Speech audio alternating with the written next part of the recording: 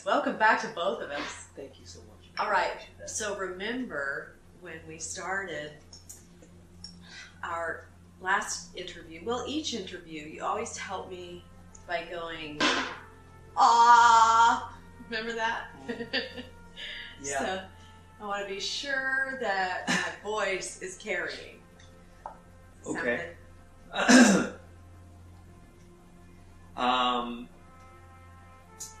You want to do that right now? Yeah, let's do it. Okay.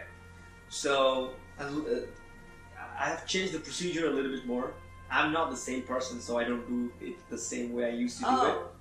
So now you would be like, hello, the pitch has to be a little bit up there in the scale. It would almost feel like you're expanding your voice in your own ear, not in anybody else's ear. So you would be like, hey, that openness in your heart, you will feel it in your heart. I hope I'm ready. I don't know if I can keep that up, but let's...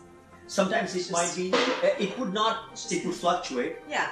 And you will figure it out because in the beginning, you calibrate that voice, but when you start getting into the flow, you are not focused on that anymore. Right. So. Exactly, because I want it to be natural. Yeah. Well, speaking of natural, this is natural. Am I natural? So natural.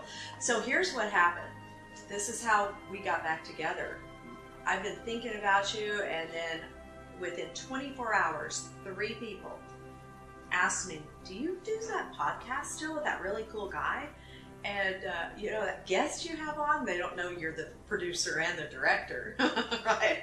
And so I know. Big words for me. I know, big So words. big. And I'm like, you know, no, but I've been thinking about that. I've been thinking about doing that. Oh, that was really cool. I hope you still do that, or I hope you do that again. So I was like, I got to check in with Moen. So I had texted you, but you must have a different number because I needed to check on that. I changed my number, yes. Yeah. So then I didn't hear back, so I FaceTime. Yeah. So FaceTime, Facebook message, whatever. So anyway, so glad you took the time on a holiday weekend because I know you're super busy. I love you. I love you. So. I love you. You're just like family. Family, It doesn't matter how long. It's like my friends in Seattle from high school. It doesn't matter how long. They're just always, you know, right here. I'm there. I'm right and the here. reason you're here to me is because you really live from your heart. You use your head. Yeah. Okay, you've got to use your head to survive, right? Yeah. How do I put it into words? You said something at lunch. We were catching up. You said, you know, I did all this, and we're going to talk about what you did because I didn't have an option. Well, you didn't have an option. The way I see it is you didn't have an option because you decided you were going to have something, accomplish something specific, and nothing was going to stop you. You didn't know how long it would take, but you knew you were going to do it. No doubt in your mind. No. So that meant you chose to not have any other options. Yeah. Yeah. So catch me up.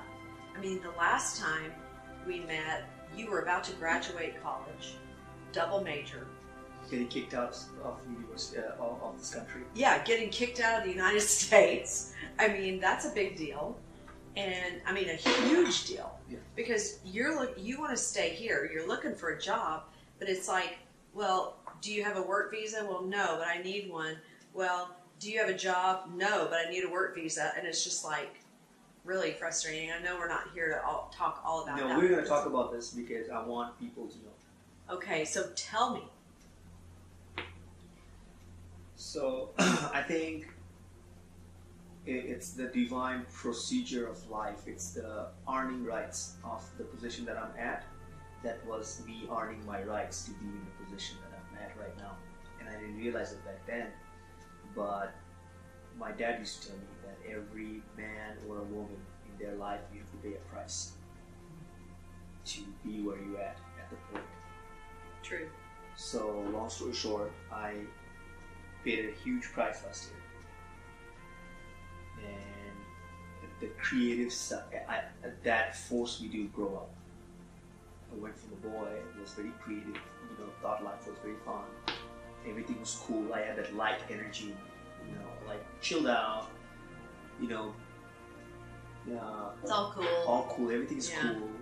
Everything's gonna work out. Everything's gonna work out. From there, I went to be like, okay, I'm in charge now. Yeah, how did that feel? I am the boss. Yeah. That didn't feel really good in the beginning. No. But I didn't have any other choice but to avoid the feelings at that point. I had to do some work. I had to handle this. I had to make sure that my residency here and my graduation is done properly. And I had to stand on my feet. I didn't have time to deal with my own emotions or anybody's anything else other than that, because I had to pay that price. It was my price that I was paying because of the things that I've done in the beginning of my college years. But long story short, I was getting kicked out. Not kicked out, like I was losing my legal residency, because there's a process of you as a foreign student. If you don't enroll for your school, then you're not legal anymore. So I had to enroll for my classes, and that was my last semester before I graduated, with 2 more classes left after the last semester. But I couldn't afford to pay for school, which was $15,000. And it started in the beginning of the summer, and back in my head,